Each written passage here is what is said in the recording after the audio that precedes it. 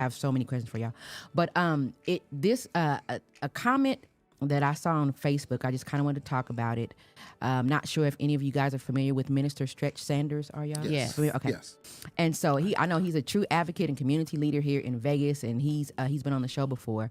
But he said something that was really interesting, and I want to get your opinions on it. So he said some people who are 55 and up are literally going to be the death of certain organizations, including the church.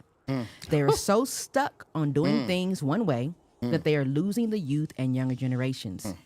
Any organization with no youth or younger leadership is a dead organization. He said he's all for traditions, but we have to be willing to also shift certain traditions so they fit the times. He said if your phone doesn't have an update, it runs slow. Well, that's how organizations are when you have to run when you're running your organizations the same way. He said you have to be willing to update it and align it with the times. He said we need our elders, but we need y'all to listen and be willing to also be coached. So my question is, what do y'all think that's true in this statement, or if you think the statement is true? And should the young people coming up just sit back and shut up and mind our elders? Should we just No, they well, should not we, 'cause not. I'm not young, but They should should they? stand up Okay. and speak. You think so? And I think we need to listen. Okay. I'm a big advocate for adults listening to children, listening to youth, because I feel like they have so much wisdom that we all have the wisdom as we're young, and as we grow up, we get into living, into life, into whatever it is we get into, and we can lose that wisdom. And children are precious and wonderful, and they need a podium and a platform. It doesn't even mean that we're going to agree with them, but we have to listen to them and we have to hear what they have to say. And a lot of older folks definitely can get in the way of that because they were stuck in our mindset, stuck in a certain way. This how it's always been. This how we got to do it. And where has that gotten us, mother suckers? Where has that gotten us?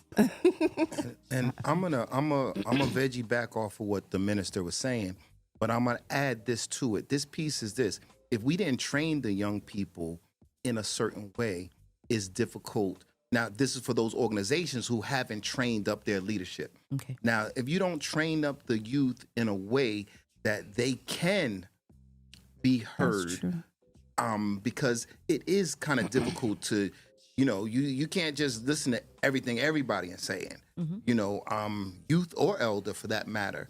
If they're not trained to take their role in that position, then that's what's happening. And yes, the communities are dying via that very same reason. Instead of giving our children to somebody else to teach what they want them to learn, we should be training them up for that ultimate transition.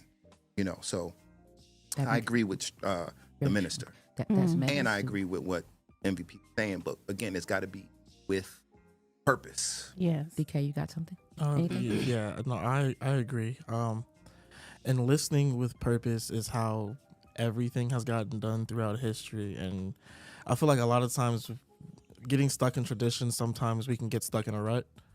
And which when you only are looking at things from just your point of view, you're blinding yourself to the other possibilities. Okay. It's not saying that what you are doing or have done hasn't been working, but if it can be working better or more optimal, or it can reach a certain audience better, like why would you not want to try and pursue that and try and help as many people as you can?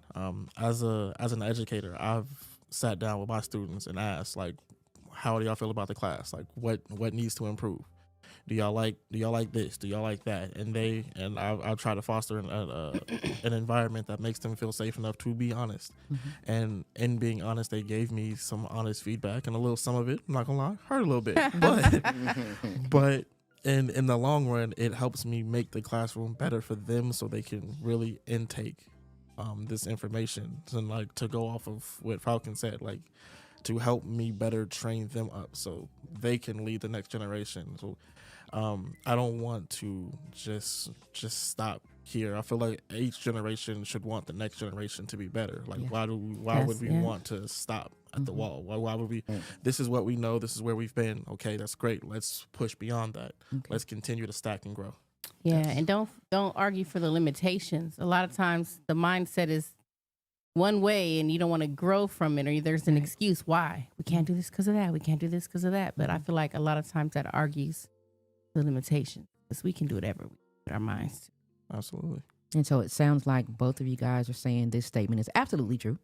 Shout out Minister Yes, Stretch Sanders. absolutely true. And that we Definitely. just, as the older generation that we're becoming, that we need to do better. And because it might not be, and I'm going to be honest, it might not be possible for